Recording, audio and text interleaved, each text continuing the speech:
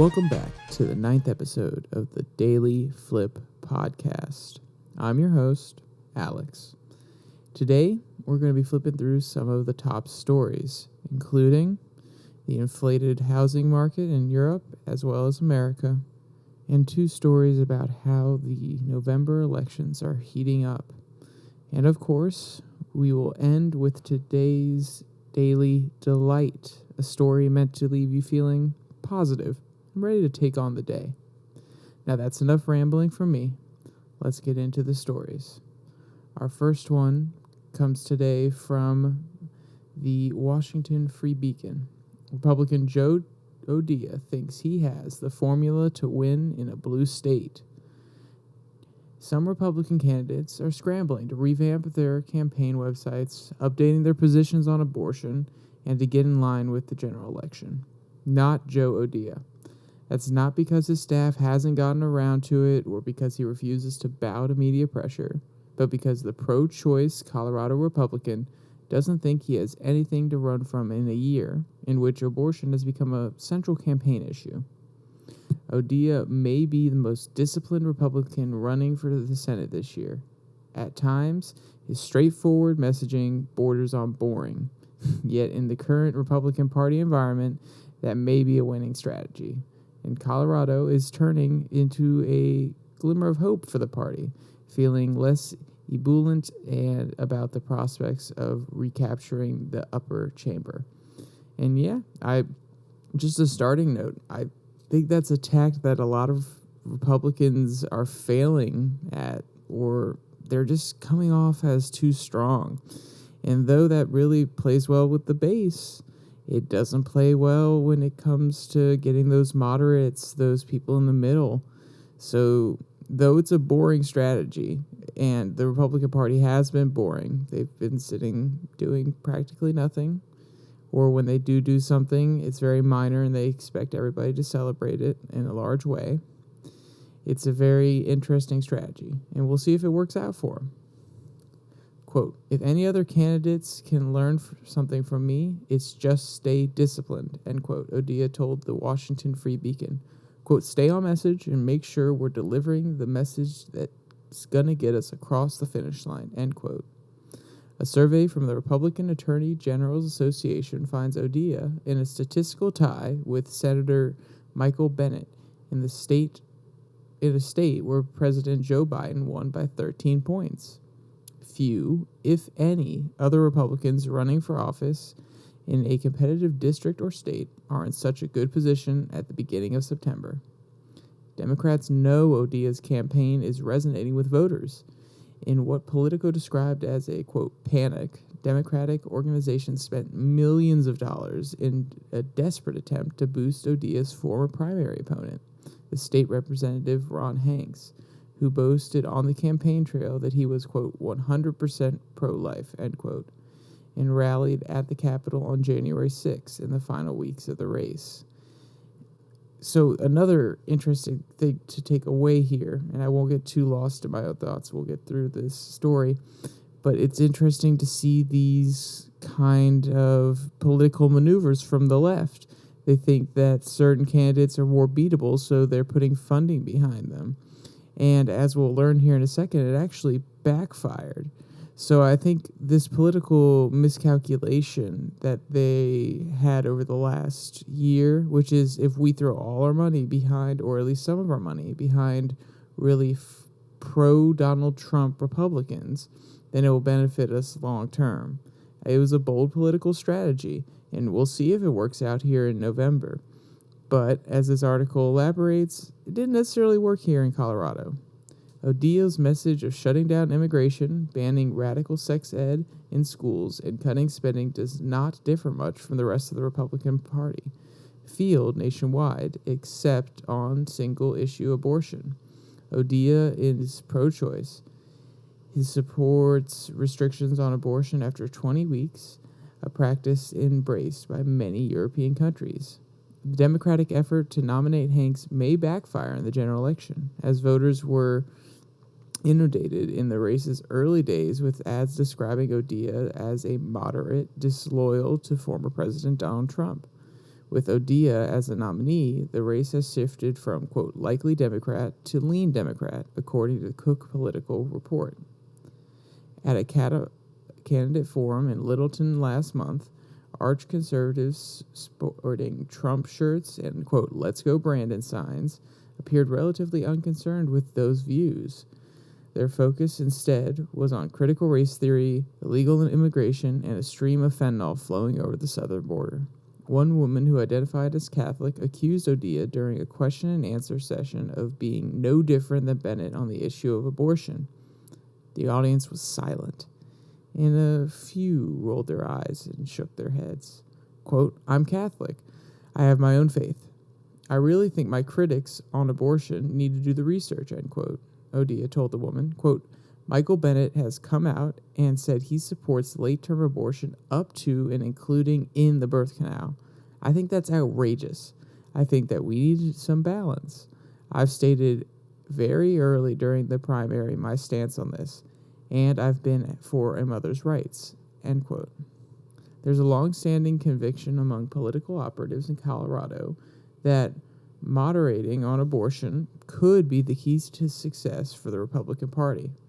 Bennett has never cracked 50% in a race since he was appointed to the seat in 2009, and political operatives believe Republicans blew an opportunity the following year when the Republican Party racked up long-shot victories in states across the country, such as Massachusetts, but not Colorado. A Colorado political operative working with Odia's campaign pointed to the 2010 Republican Senate nominee, Rep. Ken Buck, who took a staunchly pro-life stance, including in the case of rape and incest, a view he broadcast on Meet the Press 2 weeks before the election, in which Democrats drew attention to close to the days of the race.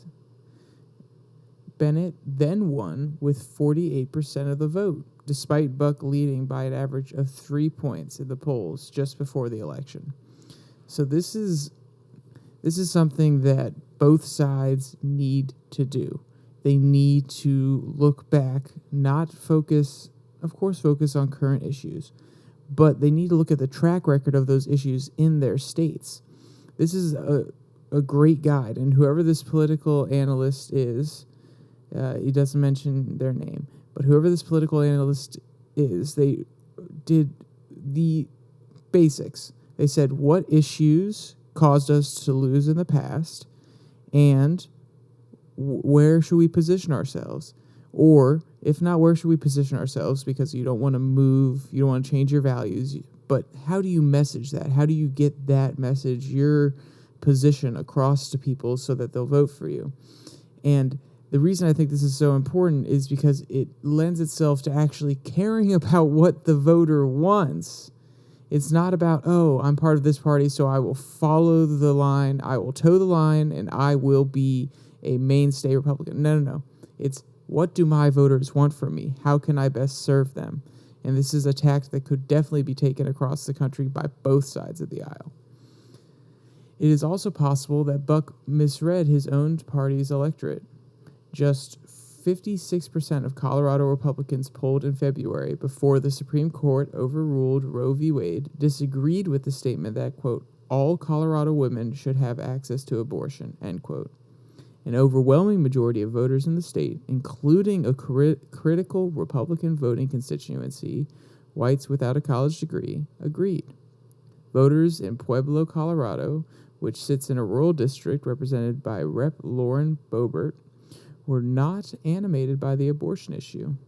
All of those who spoke with Free Beacon were open to voting for Republican in November, and they said that they were far more concerned about economic issues and Democratic prosecutors and judges letting criminals back on the street with light sentences. Quote, I'm not big on any of the politicians elected in the state right now. I mostly look at platforms and make decisions on who will do the best thing for the state, end quote, said Chris Diaz, a rancher in his 20s from a neighboring town who said he leans conservative. Quote, I don't take a hard position on abortion when deciding to vote, because I understand that there are circumstances where it may be necessary. On the same side, I personally don't agree with the practice, end quote. Another woman Angela Texo, said during a cattle auction at the Colorado State Fair that she was personally pro-life. But, Texo added, a candidate's position on abortion wasn't something she's paying attention to during the election cycle. Quote, I don't think abortion should be banned here, she said. Quote, it just isn't something I really factor in when picking a candidate, end quote. Views like this in a red district like Pueblo show how describing the Colorado electorate is a challenge for many Republicans. Judging by presidential election results since 2008, the state is bluer than Wisconsin, Michigan, Pennsylvania, and Virginia. And as someone who lives in Virginia, I can tell you now, up until a few years ago, it was pretty darn blue. So that says a lot. If anyone who lives in the state knows that is far from the case. The governor, Jared Polis, Democrat, has broken with his party on issues related to COVID-19 and taxes. Most of the state remains rural, and many voters who moved to Denver and Colorado Springs metropolitan areas from California left their home states to flee what they considered incompetent liberal governance. Bennett is actually aware of this, and his campaign's central pitch is that he's a centrist. He's a rugged Coloradan, enjoying frontier life. He wants voters to forget his tremendous wealth, which he has skyrocketed during his time in office, and his voting record, over 98% of the time with Biden, in a state suffering from Biden hangover.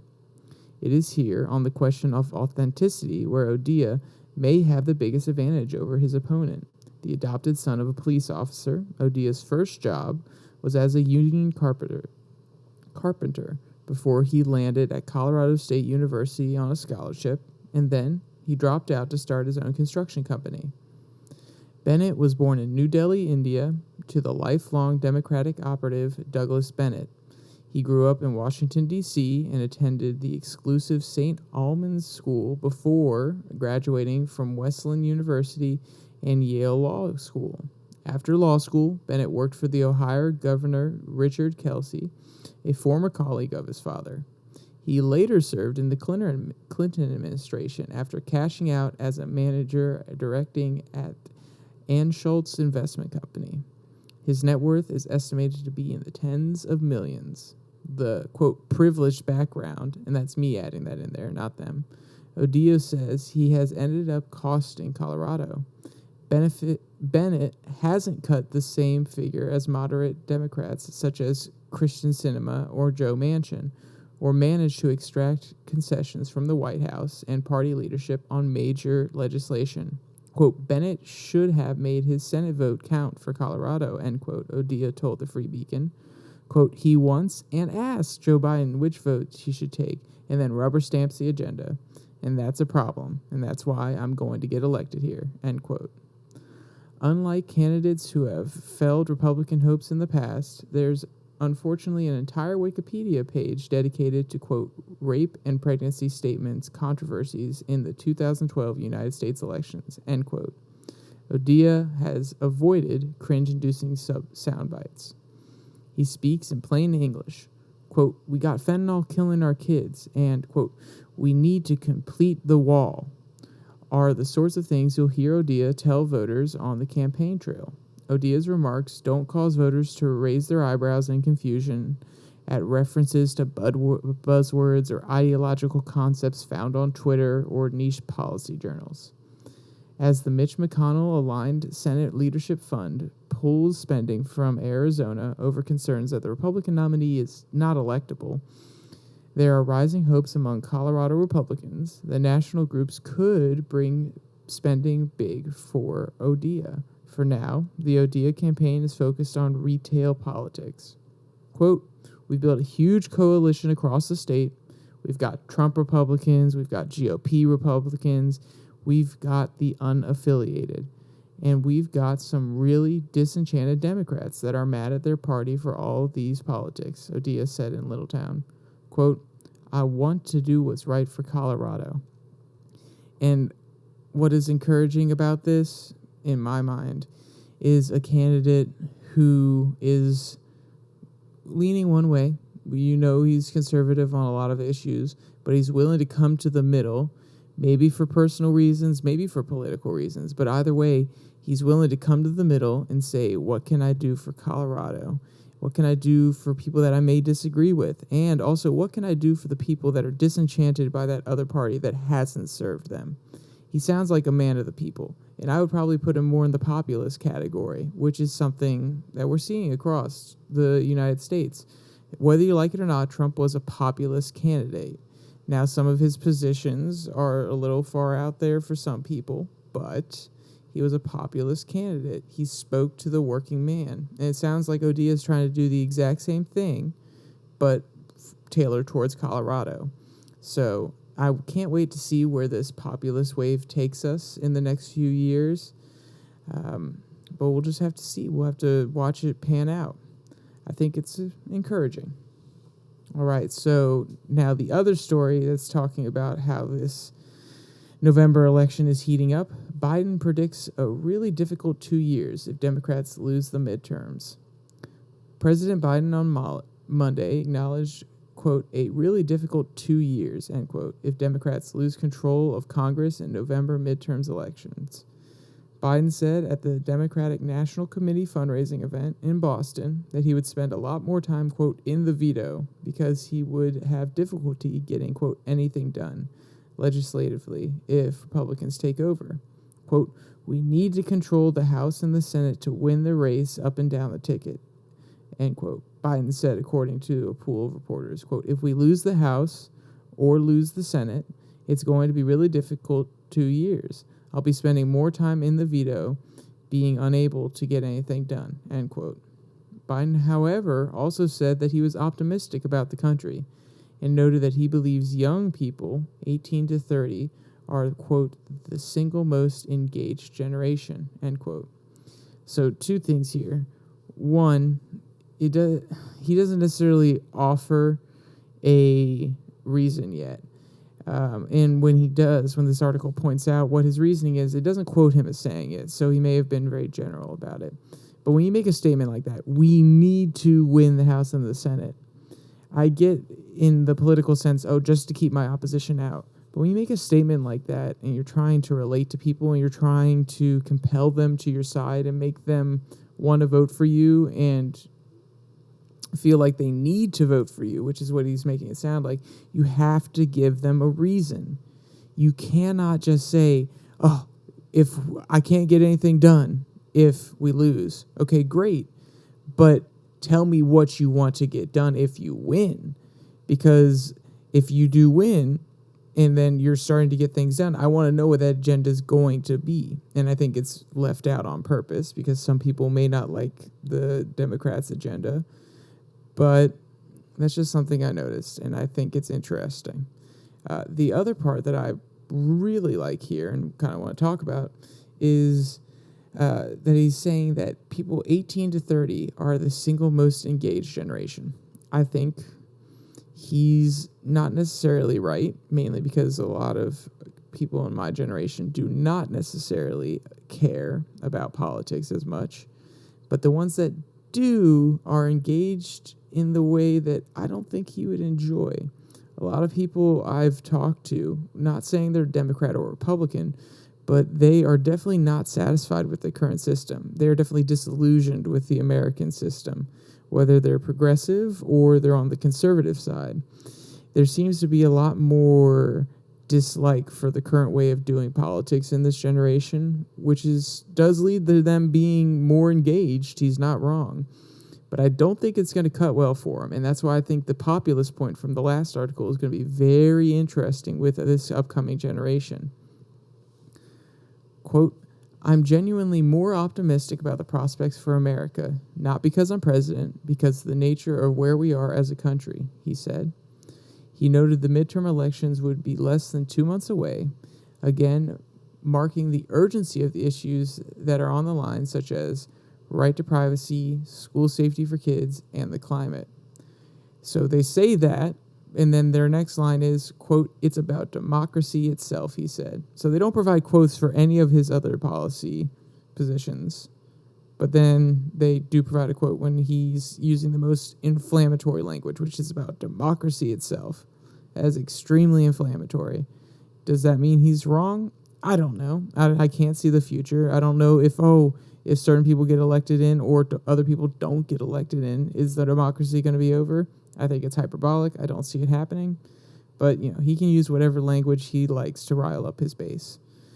Quote, he also warned that if Democrats lose the election, they will also lose a chance to codify Roe v. Wade, since the Supreme Court overturned it in June. Biden reiterated his support for codifying the right to abortion. Instead of Republicans take over, they will likely seek ways to codify the Supreme Court decision, making it illegal. And, quote, mark my words, you're going to see a move on other privacy issues for contraception to marriage and the whole range of things, he said, end quote. And I think that's when I come down and I agree. If the Republicans win, they are going to take drastic action. If they get both chambers of the House, they are going to take drastic action, which may not be liked by a lot of Americans. So when he said that, I'm like 100% on board. See, there's your moment, and you can talk about that issue, but it is still a political one in that it is, vote for me because my opposition is going to do something bad. In future statements from the president or other Democratic lawmakers or people that want to get elected, I would love to see them push their agenda more. And rather than, vote for me because I'm a Democrat, not a Republican, start talking about what they want to do when they get in there, besides ending the filibuster and possibly using the Senate to pack the Supreme Court. All right, let's move on to our last major story. Property faces a slow reckoning as interest rates rise. For property owners, rising interest rates bring back uncomfortable memories from the years leading up to the 2008 financial crisis. Commercial landlords who learned useful lessons about debt since then, except to carry less of it, face a slow reckoning. While real estate rates have been rising faster in the U.S., Europe's real estate owners look more vulnerable to pricier debt. Listed properties stocks in the Euro area carry net borrowing of 14%. Their projected earnings before interest, taxes, depreciation, and amortization on average, according to the Bank of America, compared to 6 times in the U.S.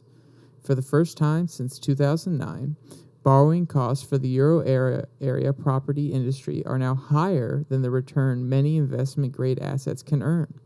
The average cost of debt is 4.4%, while yield on well-located prime office buildings in cities like Paris and Madrid are around 3%.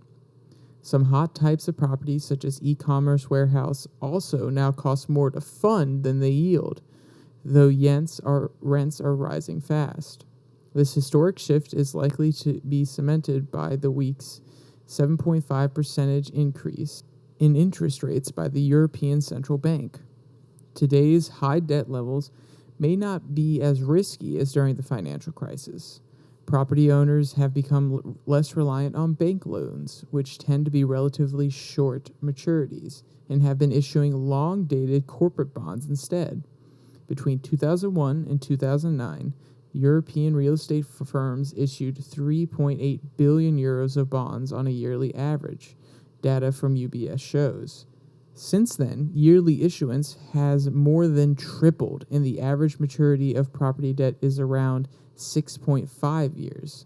But companies still need to refinance up to 15% of their borrowings every year. As more debt matures, earnings will erode by 3 to 7% annually from higher interest bills depending on the type of property, according to the Bank of America. Some landlords will be able to offset these rent increases, but probably not owners of offices or shopping malls, as demand for tenants weaken. So this is interesting, and I don't know if it's a temporary shift because we're coming out of COVID and people still may not want to go outside. They're still seeing some illnesses and some cases in their country that they don't like and they don't want to go out. Or is it because we've shifted to an e-commerce economy? We were already going that way ever since the dot-com boom and the recession in 2008 when we started to see online companies provide cheaper products and it's more convenient. So I wonder if the underlying thing here is an e-commerce shift, people more willing to buy online, or a temporary change that people are just not going out as much as they used to. We'll see. I think that one will pan out. I don't want Amazon to take over the world, so I hope it's the temporary one rather than the e-commerce shift, but we'll see. Falling valuations are also a risk. As financial costs rise, buyers will only make an acceptable return from property if they pay less. They are growing reluctant to sign deals at today's high prices. Purchases of commercial real estate in Europe were down 9% in the second quarter of 2022 compared with a year earlier, CBRE data shows. A dip in valuations would send real estate companies' loans-to-value ratios up. Some landlords will need to unload properties to avoid breaching covenants.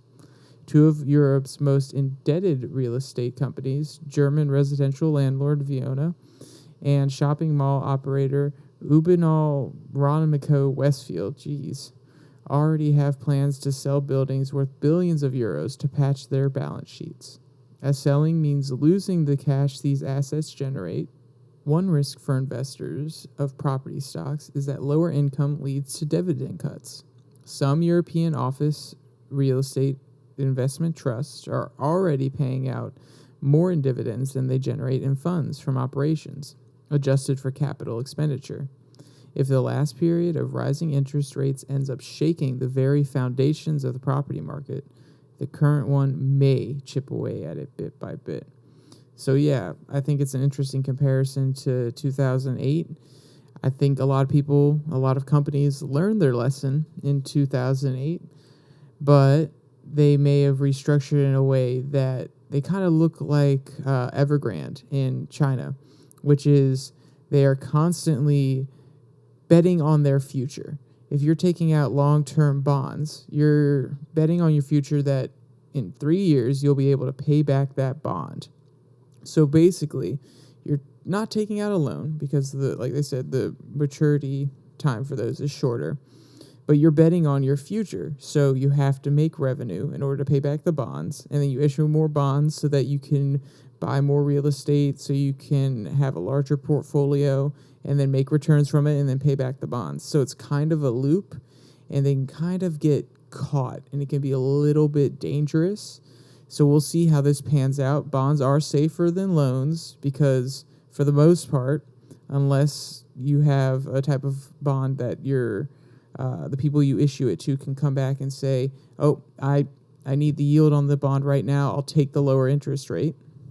Unless you have those type of bonds, they're safer than loans because, for the most part, if the bank says, oh, well, I don't think that you're going to be able to pay this back in a few weeks, I want my money now, they can come for it. And that's why it's a little bit more risky to have those loans, besides the fact that they're short term.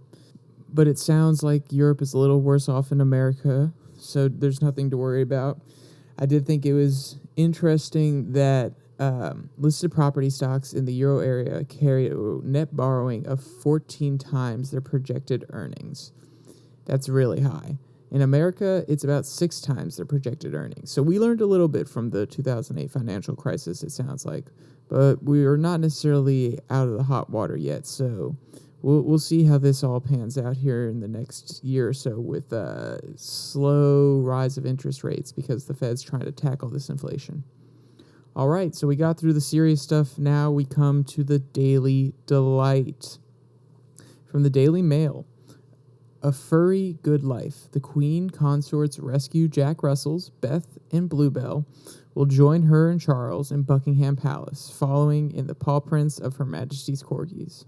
The Queen consort's 2 adorable rescue dogs are expected to make Buckingham Palace their new home. Camilla, 75, is expected to bring her beloved Jack Russell's Beth and Bluebell, who she adopted from Battersea Dogs and Cats Home, to the palace in London when she moves in, according to the Daily Express. Buckingham Palace is no stranger to furry friends, as Queen Elizabeth owned over 30 corgis and dorgies during her reign. Meanwhile, the Queen's 2 corgis will be cared for by Prince Andrew and the Duchess of York in Windsor. Maddox and Sandy, who will now be adopted by the Queen's 3rd son and Miss Ferguson, were gifted to the late Queen following the death of Prince Philip. In an ITV documentary showing the intimate glimpse into Camilla's personal life, the Duchess spoke about her rescue dogs, Beth, 11, and Bluebell, 10. King Charles, 73, also seems very fond of the pooches, as they featured in the couple's 15th wedding anniversary portrait in 2020. Speaking previously about the dogs, the Queen consort said, quote, "The nice thing about dogs is you can sit them down, you could have a nice long conversation, you could be cross, and you could be sad, and they'll just sit there looking at you, wagging their tail." Camilla first adopted Beth from the renowned charity after the poor pup was dumped, BBC News reports. They found Bluebell 2 or 3 weeks later, wandering about in the woods, no hair on her, covered in sores, and virtually dead. And they nursed her back to health, to life, and her hair grew again. She's very sweet, but a tiny bit neurotic, shall we say. So yeah, this story, I love this. I had a Jack Russell as the first pet of my own, quote unquote. We had a dog when I was younger, but the first dog that I can actually remember, I remember getting her on Christmas. Abby, she was a Jack Russell Terrier. Love her to death. She has since passed, but she was there for me all throughout my childhood. So it's nice to see that they're carrying on the Queen's legacy, Queen Elizabeth's legacy of having a, quote, royal pet. And I think it's going to be some cute photo ops, let's just say that. All right, if you want to find any of the stories that I mentioned or read here today, they'll be in the description below that like and subscribe button. And with that said, there's only one more thing to say. Stay safe. Don't die.